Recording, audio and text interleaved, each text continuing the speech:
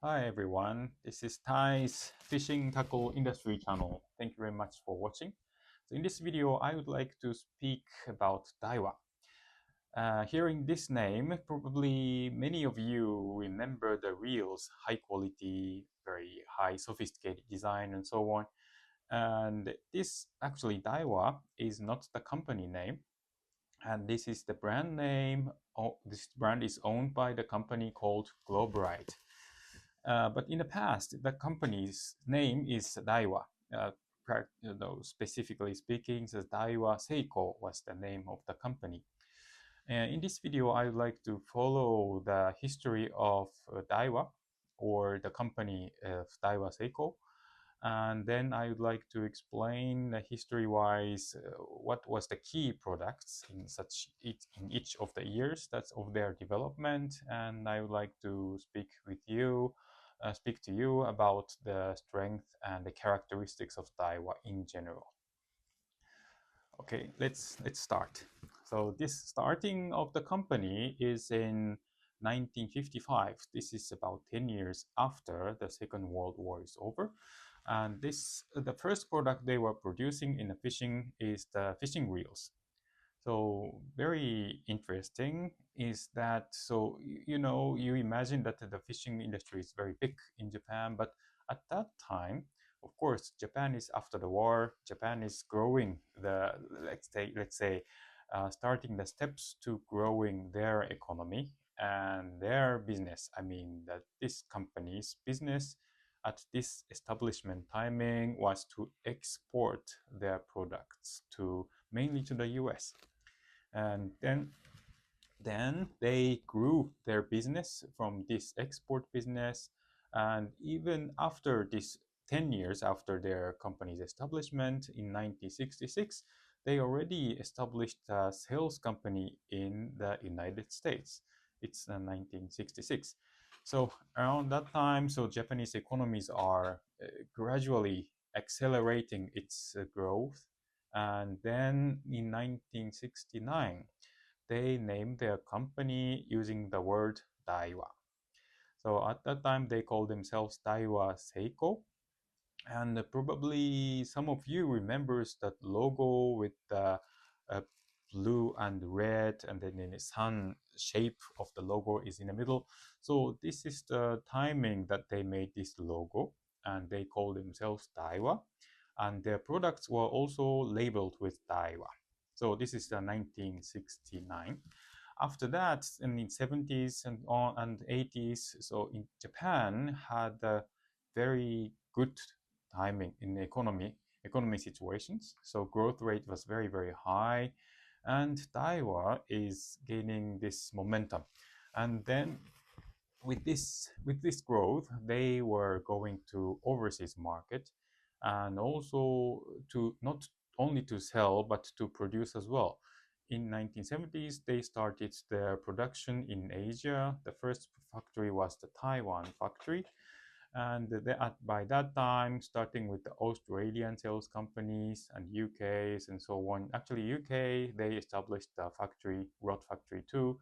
And in 80s, and then they expand to European business more, and the France and Germany sales companies were established at that time, 1980s. So one of the significant move for me, from my point of view, is that they first acquired the retail business in 1980s. So there, probably this is the kind of hint that they started their eyes to turn their eyes not only to manufacturing the tackle, but also to sell the tackle retail business of the fishing tackle. And his growth is continuing, and 1990s. So even the economy was growing, and then economic bubble is nearly in the burst, but in the middle, by the time of 1990s, bass fishing was very much booming in Japan. And so Daiwa and the other fishing tackle manufacturers were quite in good situation and their management wise. So in 1990s, so using this strength in the Japanese economy, And probably some of you remember this brand name of Team Daiwa. So Team Daiwa was a very strong team in the US fishing tournament scenes. And then this is the Daiwa that you see now. This is the same Daiwa. So then, so this years are very fruitful for Daiwa. In 1990s, they first introduced a Saltiga reel in 1999. And then in 1998, so they are developing the special magnetic brakes for the bait casting reels. They call this technology MagForce. And this 2000s, the year new millennium starting, and then they expand their production point to Vietnam then, and then they started the brand name for some of the familiar names now, Certate in 2004, and in 2005 they launched the first Exist reel. And then in 2000s they expand to Asian sales companies, and they are getting bigger and bigger and expanding the global fishing tackle markets.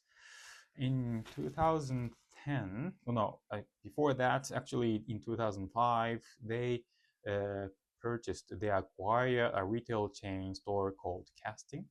And then this is one of their strengths now, that they have their own retail fishing tackle chain stores under their group organizations.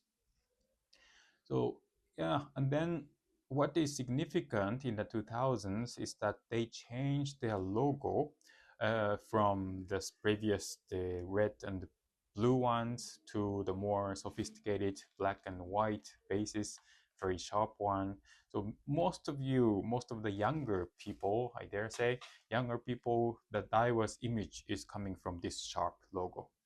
So this is the big turning point for them. And that by the time and on, they put more emphasis on the innovations, and then trying to market these innovations as their strength.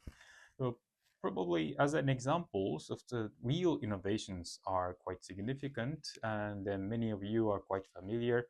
So the technology terms that they use are like Zion, or MagSealed, or DigiGear, or T-Wing System, TWS, or as I described as MagForce, and so on. So they are boasting the special technologies, and then this is the driving force of their sales in the reel business. But their strength is not only the reels, but they are quite good. They are doing quite good job for the rods, and even the terminal tackles. They have a quite big range of terminal tackles, especially in Japanese market. So starting from the bucket, and there's thousands of the lures, and in various category of the fishing. So this is their strengths. And now, so just for your information, the fiscal years 2024, their total revenue as a group is 870 million US dollars. So there you can imagine that how big is their business now. Global player. This is one of the significant global players in the fishing tackle industry. Now, this is the general information, and I hope you like this content. And if you have any questions about this brand, Daiwa, please write down in the comment sections. And if you like this content, please like it. And I would like to keep you feeding the more interesting fishing tackle industry informations. And if you like it, please subscribe and waiting for my next video. Thank you very much for watching, and see you next time. Bye.